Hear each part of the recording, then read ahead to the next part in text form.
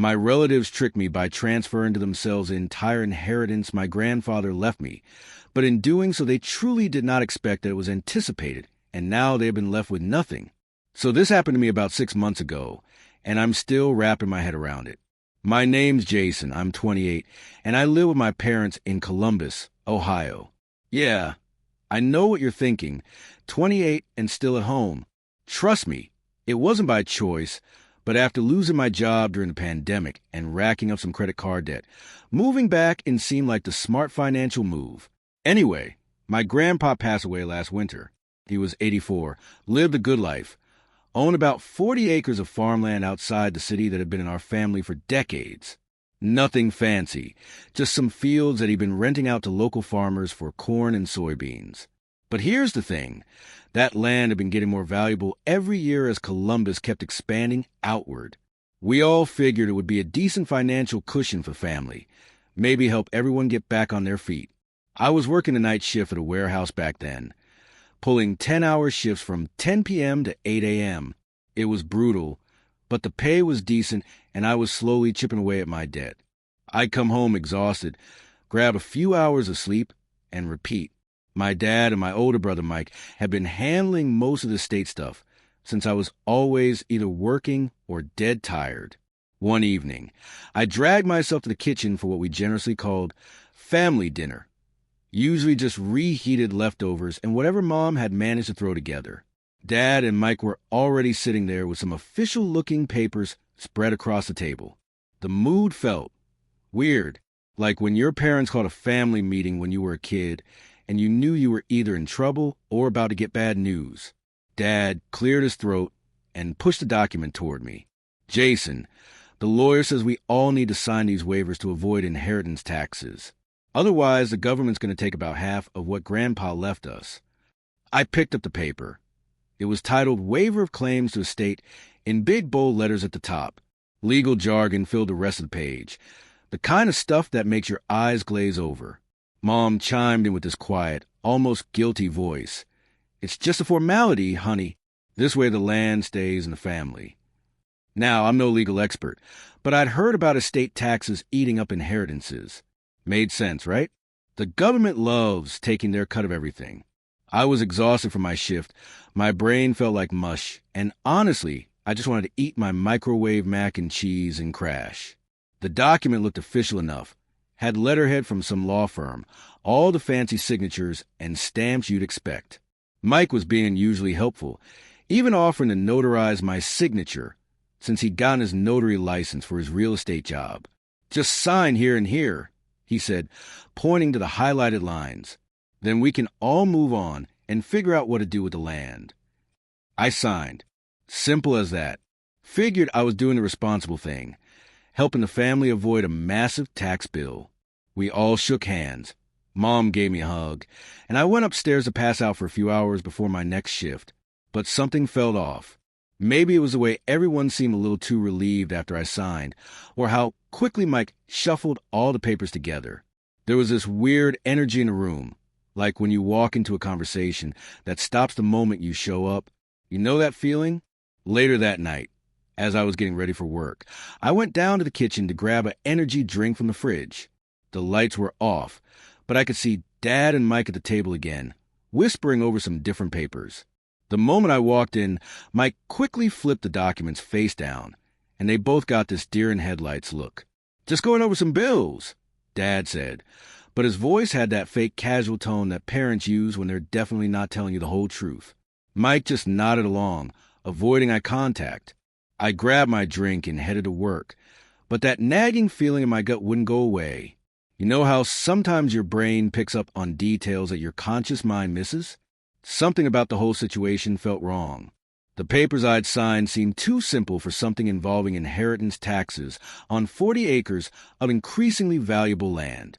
During my lunch break at 2 a.m., sitting in the warehouse break room with its flickering fluorescent lights and vending machine humming in the corner, I couldn't stop thinking about it. Why did Mike have different papers? Why did everyone seem so nervous? And come to think of it, why was I the only one signing a waiver? Shouldn't everyone need to sign something if we were all avoiding taxes together? I pulled out my phone and did what any millennial does when something doesn't add up. I started Googling. Ohio inheritance tax waiver, estate tax thresholds, family land inheritance laws. What I found made my blood run cold. Ohio doesn't even have a state inheritance tax. And the federal estate tax? It doesn't kick in unless the estate is worth over $12 million. Our 40 acres, even at peak value, may be worth $2 million tops. So, why exactly did I need to sign away my claim to avoid taxes that didn't even apply to us? I spent the rest of my shift with this sick feeling in my stomach, counting down the hours until I could get home and demand some real answers. But something told me that the conversation waiting for me wasn't going to be pleasant. By the time my shift ended at 8 a.m., I'd worked myself into a state somewhere between panic and rage.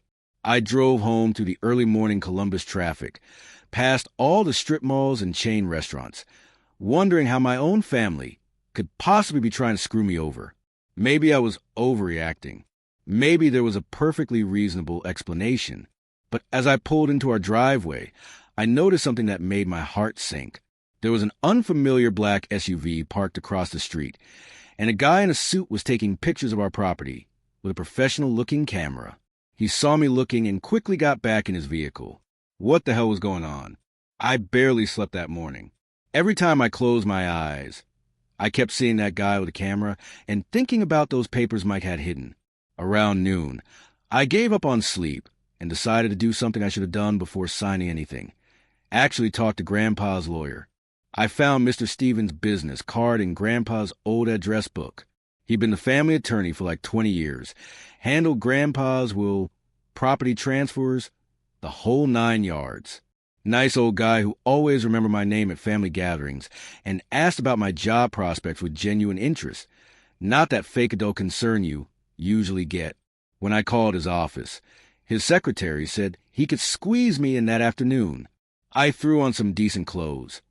Not easy when your wardrobe consists mostly of warehouse uniforms and old college t-shirts, and drove downtown to his office in one of those converted Victorian houses that lawyers seem to love.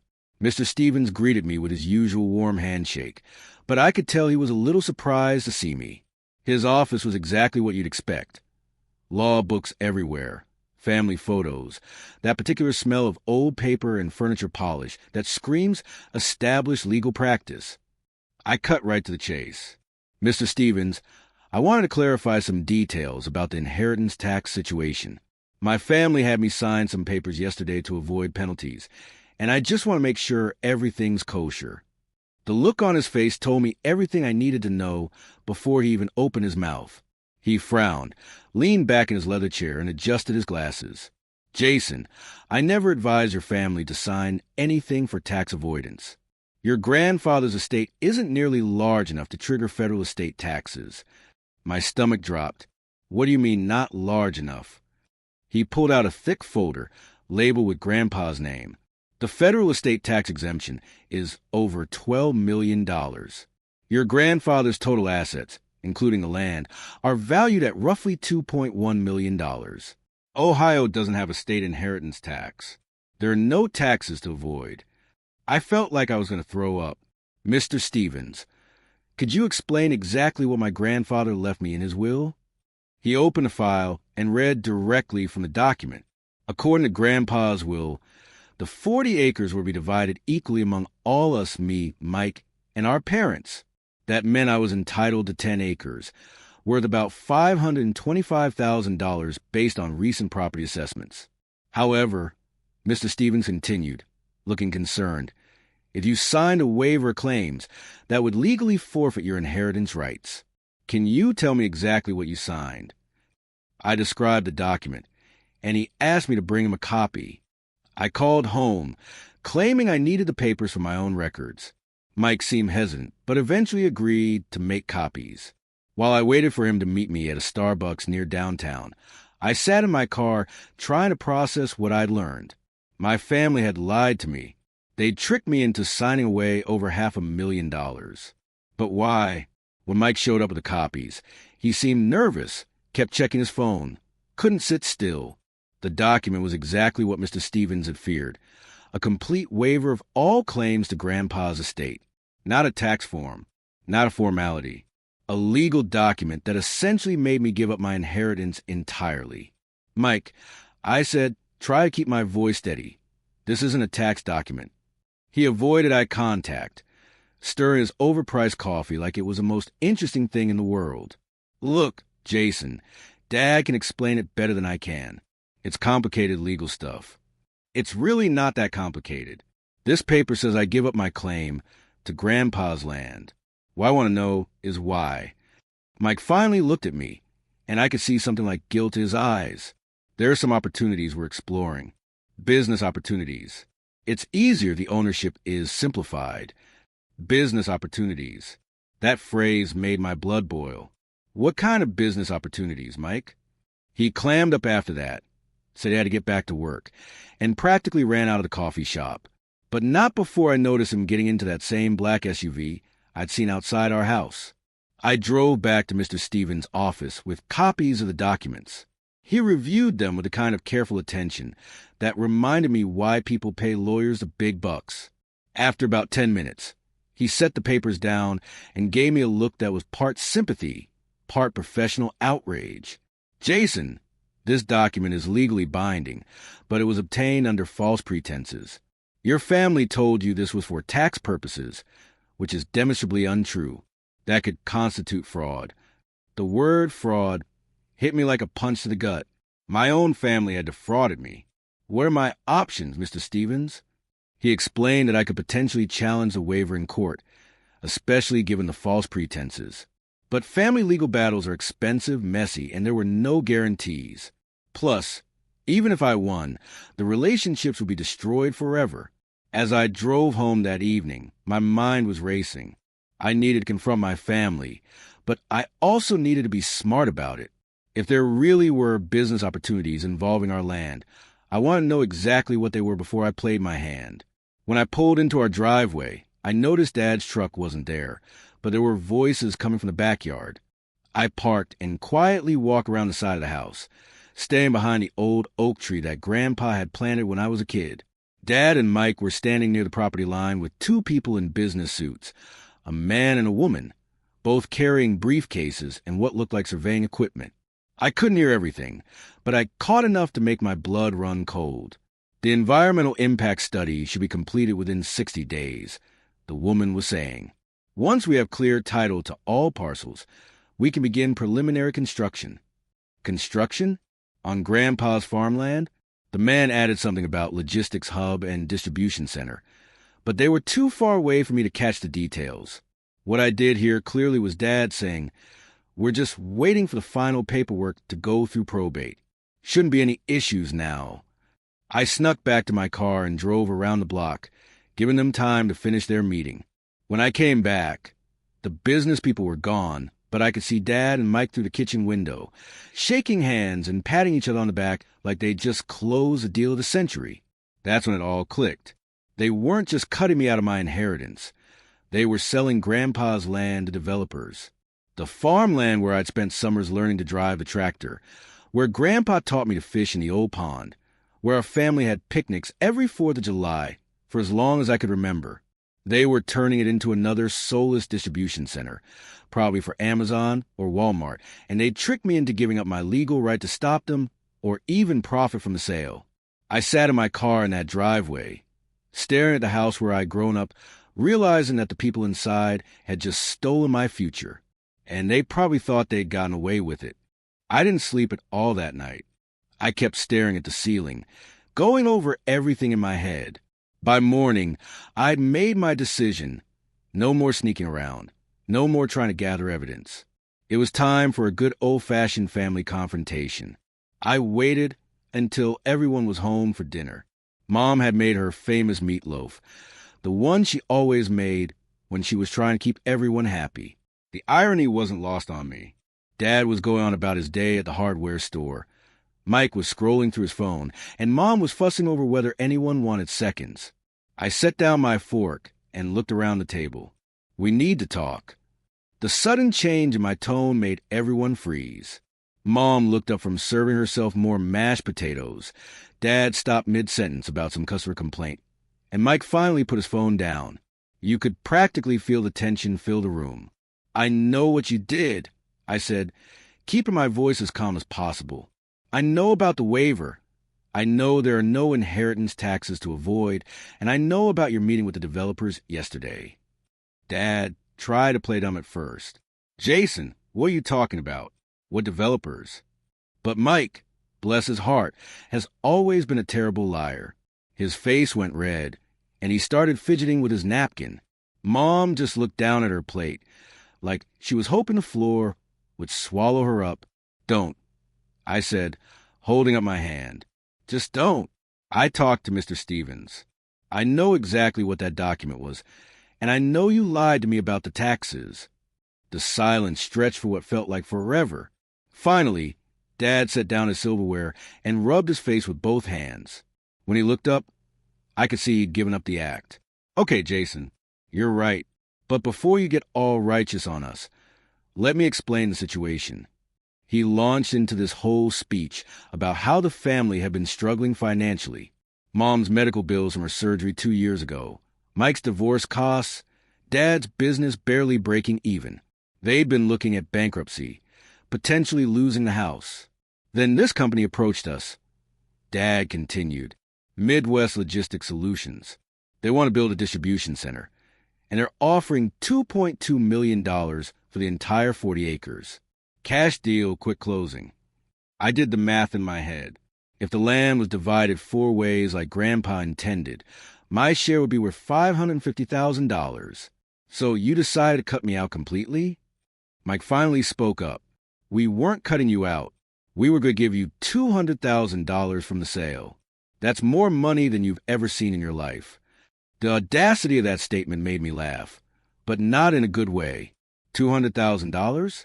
My actual share would be $550,000. Mike, you were literally going to steal $350,000 from me and act like you were doing me a favor. Mom finally looked up, and I could see tears in her eyes. Jason, honey, we thought this would be easier. You're young. You don't have a family yet. We have mortgages, responsibilities.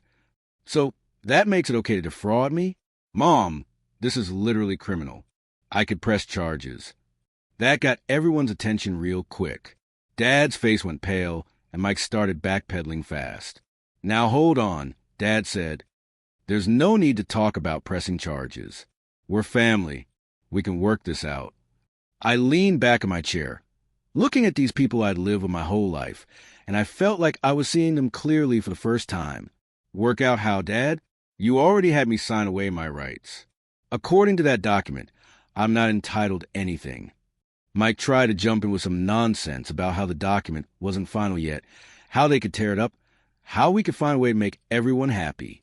But I could tell he was desperate now, probably realizing that their whole plan was falling apart.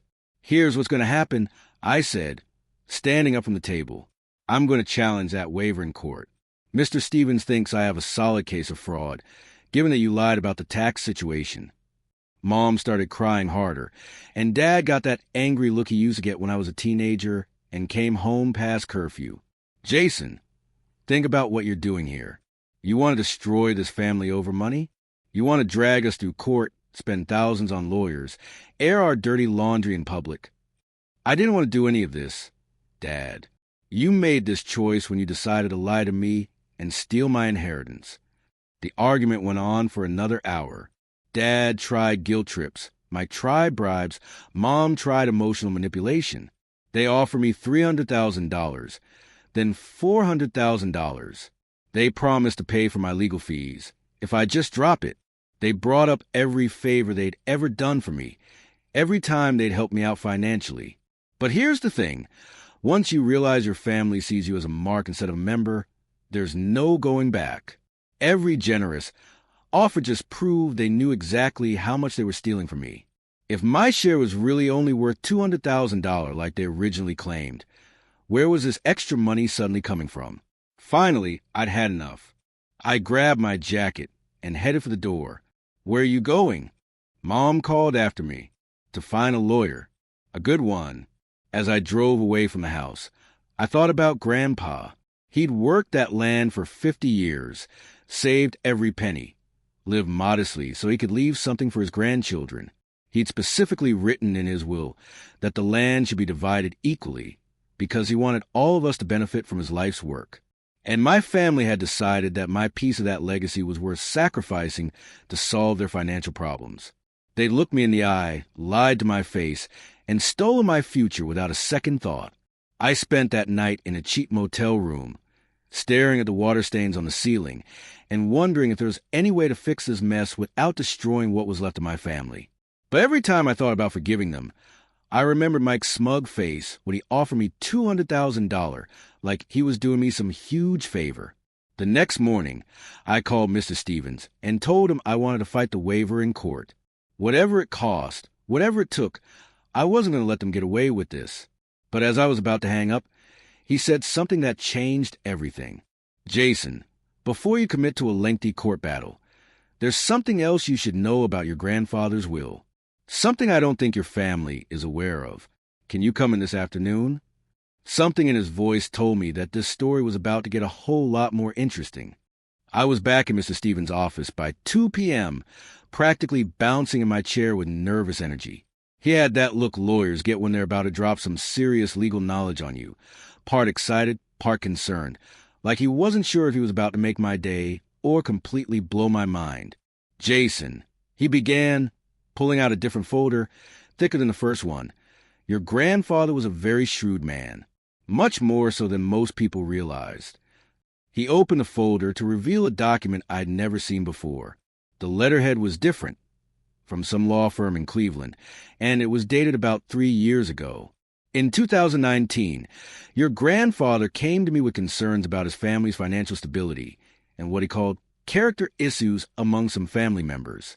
He'd heard rumors about potential financial troubles, and he was worried about what might happen to his land after he passed. Mr. Stevens handed me the document. So he had me draft what's called a no-contest clause, a legal provision that's designed to prevent exactly what your family just attempted to do to you. I stared at the papers, trying to make sense of the legal language. What does it actually do? "It's quite simple and quite brilliant," Mr. Stevens explained, clearly admiring Grandpa's foresight.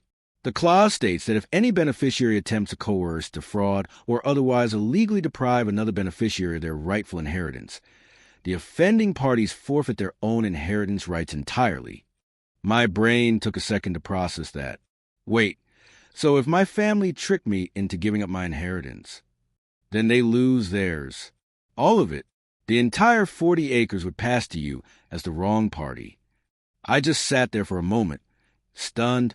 Grandpa had actually anticipated this exact scenario and built an illegal trap for anyone who tried to screw over their relatives. "But here's the beautiful part," Mr. Stevens continued, warming to his subject. "Your grandfather specifically mentioned you in his notes to me. He said, and I quote, 'If anyone tries to take advantage of Jason, it'll prove he's the only one who deserves the whole thing.'"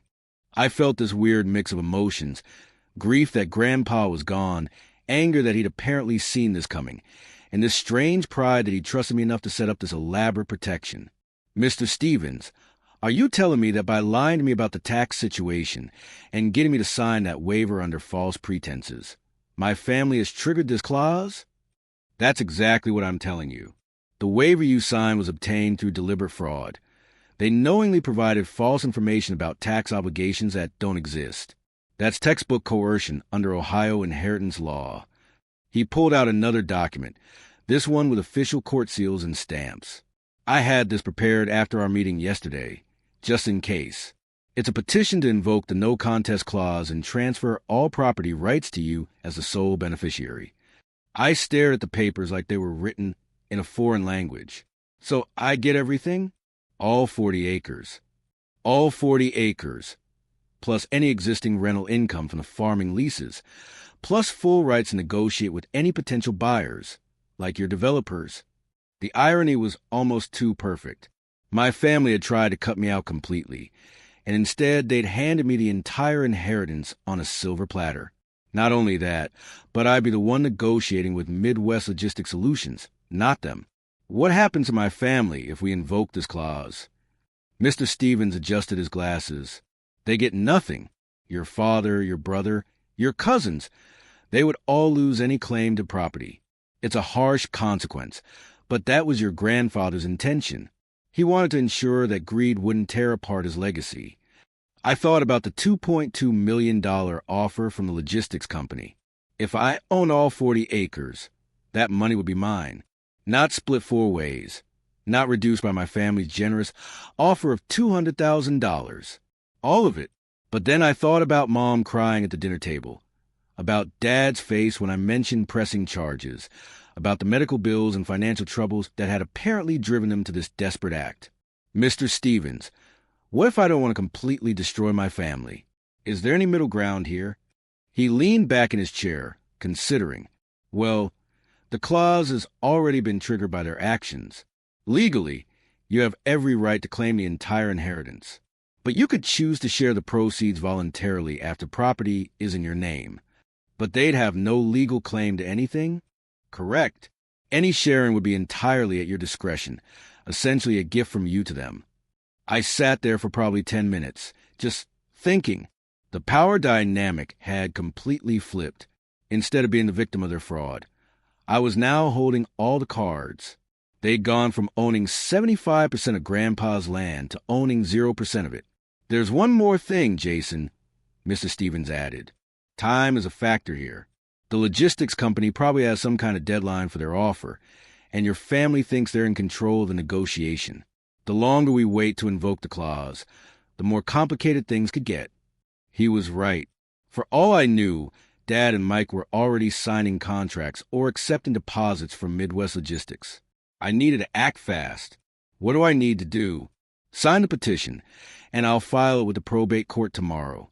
Given the clear evidence of fraud and the ironclad language of your grandfather's no contest clause, I expect the judge will rule in your favor within days, not weeks. I picked up the pen, looked at the signature line, and thought about Grandpa. He'd spent his whole life working that land, building something to leave behind for his family, and he'd been smart enough to protect it from the very greed that had just destroyed any trust one had in my relatives. Mr. Stevens, before I sign this, I have one question. Do you think Grandpa would approve of what I'm about to do? The old lawyer smiled, and for the first time since this whole mess started, I felt like someone was actually on my side. Jason, your grandfather spent months crafting this clause specifically because he hoped someone would be honorable enough to use it.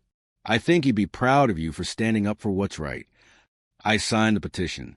As I walked out of that office, I realized my phone had been buzzing constantly for the last hour.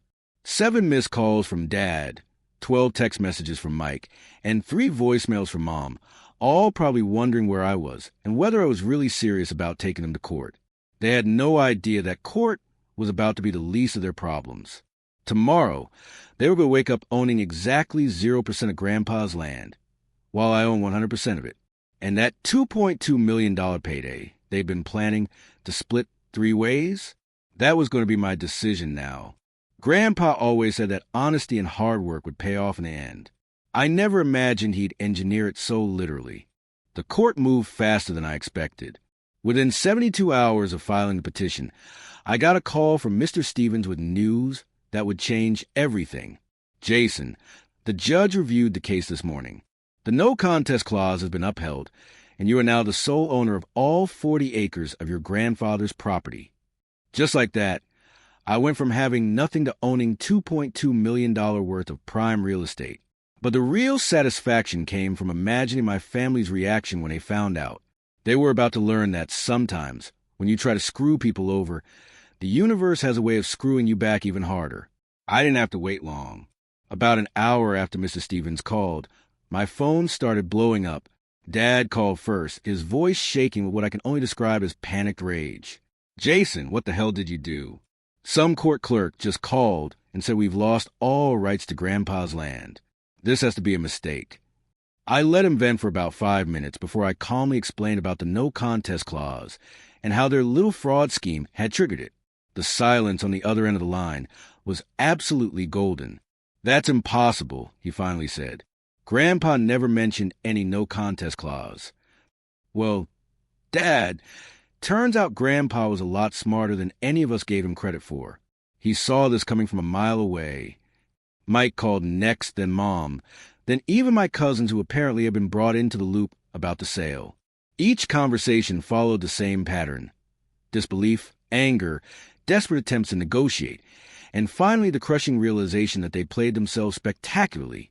The best part was when Mike suggested we could work something out and find a fair solution for everyone. The same guy who tried to steal $350,000 from me was now begging for mercy. But here's where the story gets really interesting.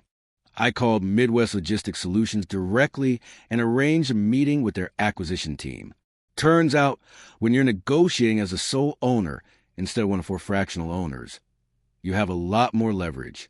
They've been offering $2.2 million for a quick, clean purchase with minimal complications. But now that I owned everything outright, and they were facing potential delays if I pulled out, I was in a much stronger position. After some back and forth, we settled on $2.4 million to $200,000 more than their original offer. The extra money came from their urgency to lock down the property before their development timeline got thrown off. So not only had my family scheme backfire completely, but their greed had actually cost them an additional $200,000 that I was able to negotiate. The closing took place 3 weeks later. I walked out of that lawyer's office with a cashier's check for $2.4 million, minus legal fees and taxes. After everything was settled, I was looking at about $1.8 million in cash. More money than I'd ever dreamed of having. More money than my family had collectively ever seen. And it was all mine because they'd gotten greedy and tried to cheat me out of my rightful inheritance. Now, I know what you're thinking. Did I share any of it with my family? Did I take the high road and help them out despite what they'd done? Here's the thing about betrayal. Once someone shows you who they really are, you'd be foolish to ignore that lesson. These people looked me in the eye, lied to me about taxes that didn't exist, and tried to steal over $500,000 from me. They planned to give me scraps and act like they were doing me a favor. But I'm not completely heartless. I did help Mom with her remaining medical bills, about $30,000 worth. I figured Grandpa would have wanted that, and honestly, she seemed like the most reluctant participant in the whole scheme. As for Dad and Mike, they were the architects of this plan. They made calculated decisions to defraud me, and they got exactly what they deserved: nothing. I moved out of my parents' house the day after closing. Bought a nice place about 20 minutes away, nothing too fancy, but it's mine. Paid off all my debts, invested most of the remaining money conservatively, and for the first time in my adult life, I'm financially secure. The best part is that I don't have to work that brutal night shift anymore. I've got time to figure out what I actually want to do with my life. Maybe go back to school, start a business, travel. Options I never had when I was living paycheck to paycheck. My family and I don't talk much anymore. Holidays are awkward. Family gatherings are basically non-existent. And I know some relatives think I'm the bad guy in this story. But I sleep just fine at night, knowing that I didn't start this fight. I just finished it. The crazy part is that Grandpa predicted all of this.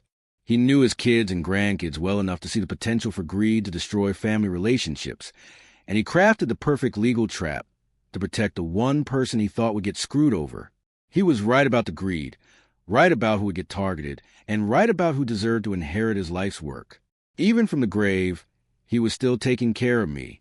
Sometimes I drive by the old property, which is now a massive Amazon distribution center.